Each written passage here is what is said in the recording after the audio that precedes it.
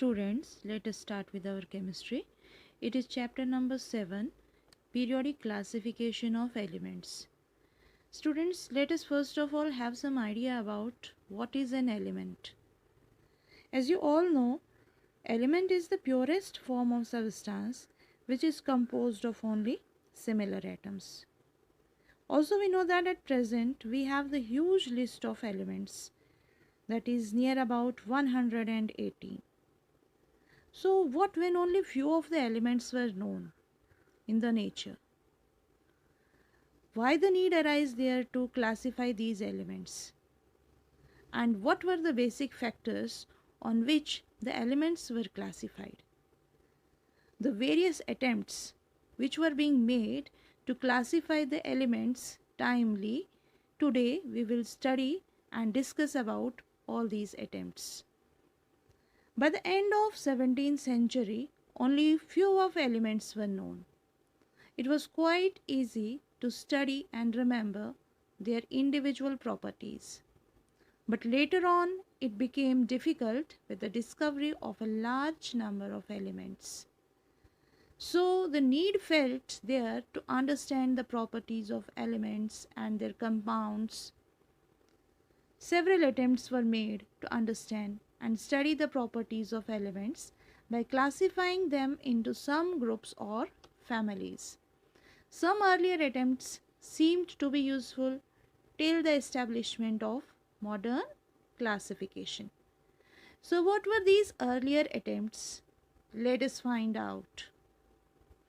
First and the foremost earlier attempt that was being made in the late 18th century, it was by Lavoisier. Lavoisier was a scientist who classified the elements as metals and non-metals. But after the discovery of the 60 odd elements, this classification proved to be inadequate. Then in 1803, John Dalton published a table of relative atomic weights, what you now call as atomic masses. This formed an important basis of the classification of elements, which quite for a long time period was taken into consideration to classify the attempts or the elements. It was John Wolfgang Daubrunner who in 1829 made the successful attempt to arrange the elements on the basis of their properties, especially the chemical properties. He arranged the then known elements in the group of 3 called as the triads.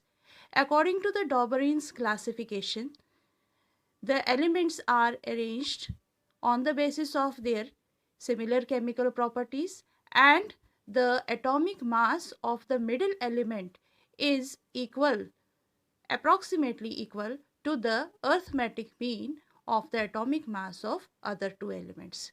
So by using this classification, he was able to frame out only 3 triads.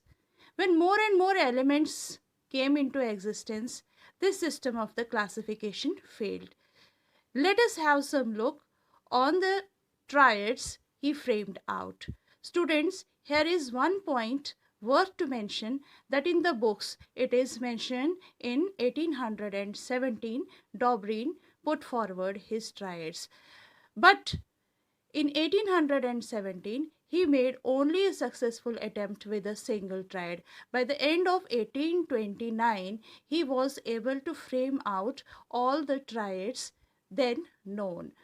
Consider the first triad.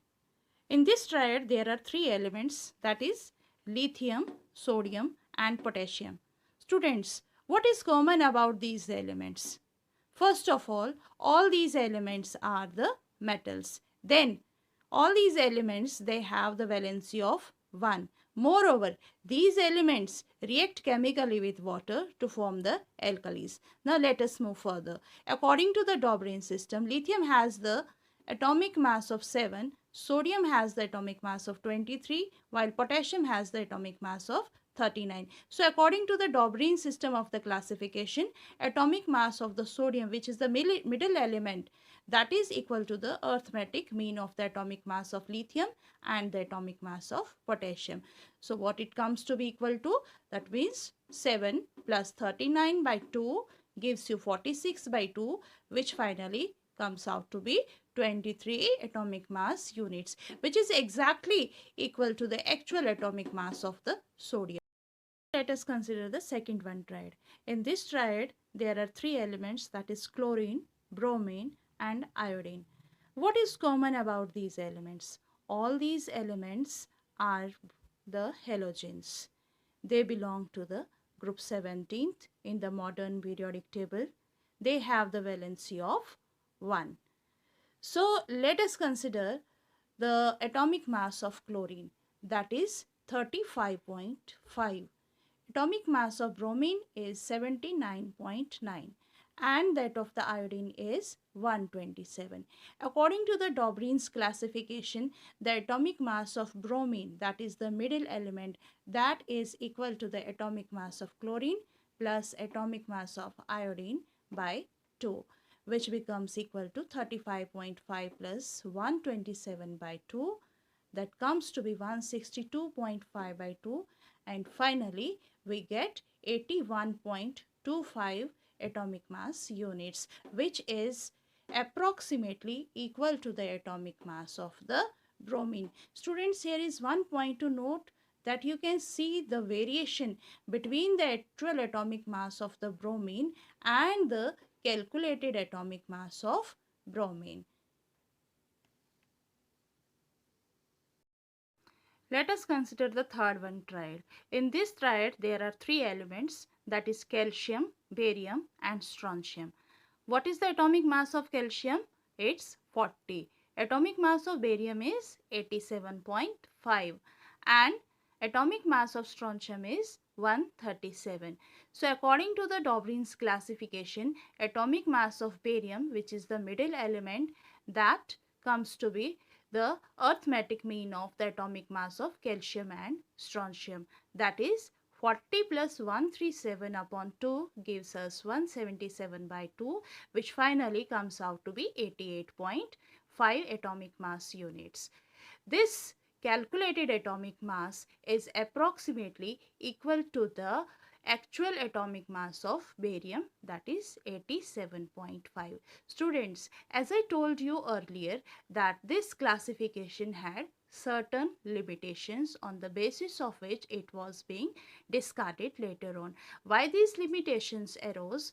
It is when more and more elements were discovered, this classification could not be applied, as the atomic mass of the middle element, that was having a great variation between the calculated atomic mass as per this classification.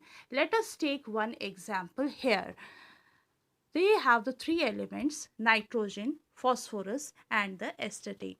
The atomic mass of nitrogen is 14, atomic mass of phosphorus is 31 and atomic mass of astatine is 74.9. If as per this classification we calculate the atomic mass of the phosphorus, that is the middle element, let us find out what will be the calculated atomic mass. Will it be equal or approximately near to the actual atomic mass of phosphorus? So as per this, 14 plus 74.9 by 2 gives us 88.9 by 2, which finally calculates to be 44.45 atomic mass units. Students, here you can see there is a great variation between the actual atomic mass of the phosphorus and the calculated atomic mass of the phosphorus. Similarly, when this classification was applied to the next elements, this proved totally to be wrong. Therefore, the Dobrin's classification was being discarded later on, but it gave a boon to the other systems of the classifications, which we discuss later. Have a nice day, students.